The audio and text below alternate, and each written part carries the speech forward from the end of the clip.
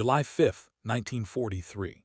The steppes around Kursk thunder with the largest tank battle in human history. 2,700 German tanks crush Soviet trenches, minefields sending machinery and body parts flying. It's Germany's last desperate gamble to regain the initiative on the Eastern Front, and the sight is horrific. But let's change one thing. Behind a ridge near Prokhorovka is something no one understands. A 73-ton behemoth from 2017. The M1A2 SCPV-3 Abrams dropped into a battle it was never meant to fight. So, what happens when the most advanced main battle tank on Earth is unleashed during one of history's bloodiest armored clashes? Can it single-handedly stop Operation Citadel? Or is it just one tank against thousands? First, let's take a look at what we just dropped onto the Eastern Front.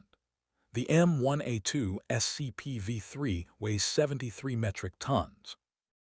That's 146,000 lb of composite armor and depleted uranium mesh that makes Tiger tanks look like tin cans.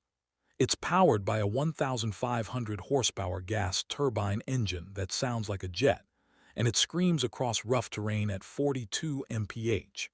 Its armor is so advanced that even modern anti-tank weapons struggle against it. It has Chabam-style composite layers mixed with depleted uranium inserts, giving it protection equivalent to over 600 mm of steel on the front. For perspective, a Tiger tank's dreaded 88 mm gun could penetrate maybe 150 mm of armor at typical combat range. Against an Abrams, it's lucky if it can leave a mark. The main gun is a 120 mm M256 smooth bob-bore cannon firing depleted uranium sabot rounds that travel at 1.5 km per second. These aren't the steel shells of 1943. They're fin-stabilized darts designed to punch through modern reactive armor. A Panther's frontal armor might as well be cardboard. But here's where it gets unfair. Third-generation thermal imaging. The Abrams can see heat signatures through darkness, smoke, and camouflage. Its ballistic computer calculates wind speed, target movement, and barrel droop, then puts rounds on targets at over 3 kilometers.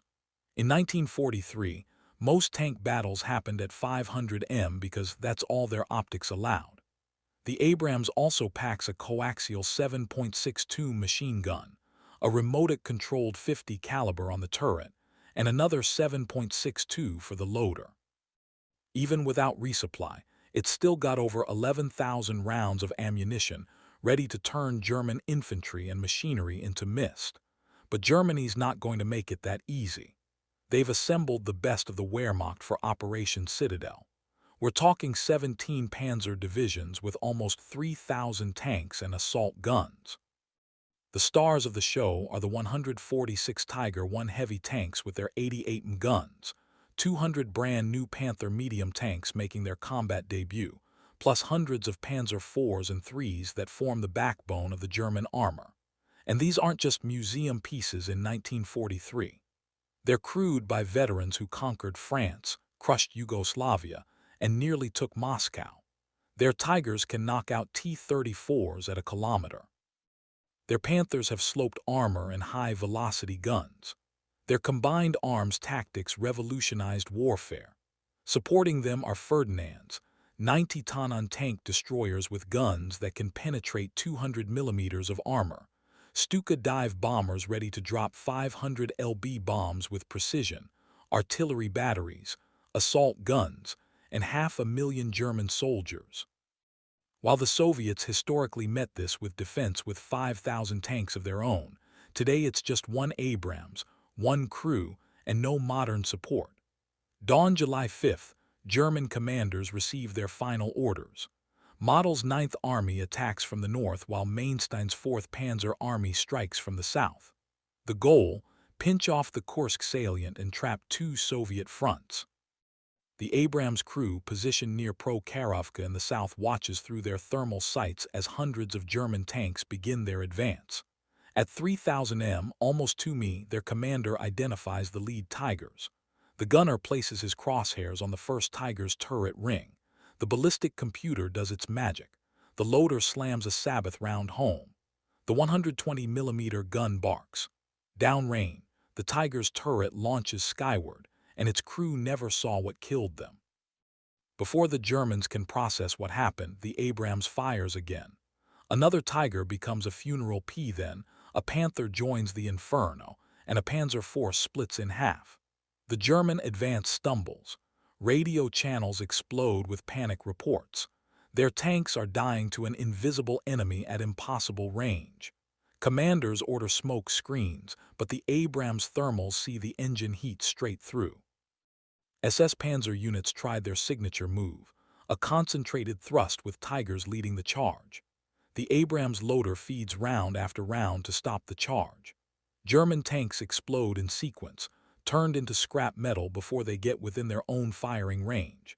A Ferdinand tank destroyer finds a good hold-down position and fires its massive gun at a distant muzzle flash. The 200 penetrator round strikes the Abrams frontal armor and shatters like glass. The Abrams only has to return fire once. The Ferdinand's armor, the thickest in the German arsenal, offers zero protection against a depleted uranium dart traveling at 3 times the speed of sound. By midday, German commanders face a crisis. The Southern Thrust had lost 60 tanks to a single enemy vehicle they can't even locate properly. Surviving crews report a ghost tank that kills without warning from beyond visual range.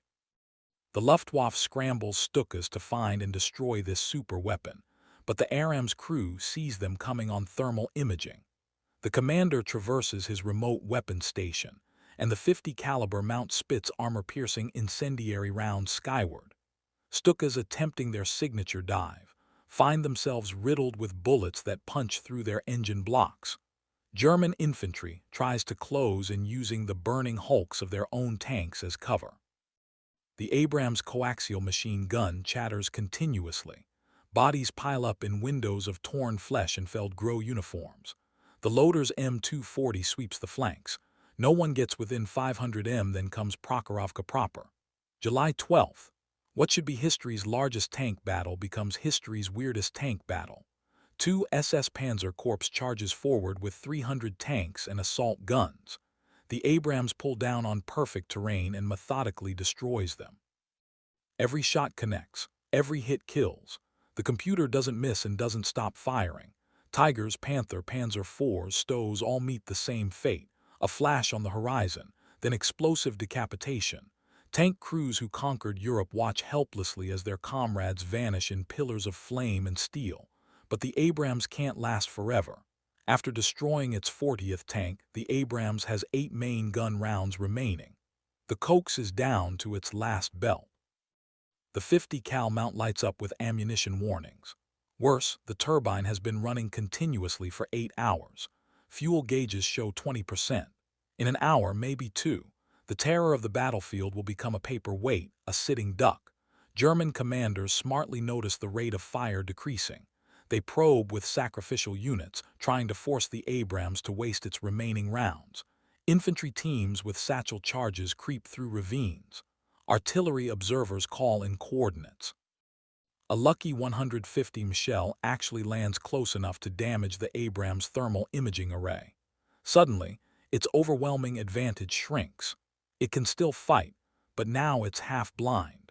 The crew makes a tactical decision: withdraw while they can still move. As the Abrams reverses from its position, German units cautiously advance over a battlefield littered with hundreds of their destroyed vehicles. When Operation Citadel ends, the Germans have lost over 400 tanks in the southern sector alone, most to a single vehicle. Some tank crews refuse to advance, believing the Soviets have deployed super tanks, but the strategic impact is minimal. One tank, no matter how advanced, can't hold a 100-mile front. While it savaged the Germans at Prokhorovka, other sectors would proceed normally. The Abrams might win every tactical engagement, but without fuel, ammunition, and an army to exploit its victories, it's just one machine delaying the inevitable. The Abrams at Kursk wouldn't be able to stand up to the German forces, but it would carry significantly more than its weight. It would compress weeks of German losses into hours and probably convince a few Germans who witnessed the carnage to pack up and head home early. Or what do you think would happen? If you're curious what would happen if a modern submarine fought at Pearl Harbor, check out the video on screen.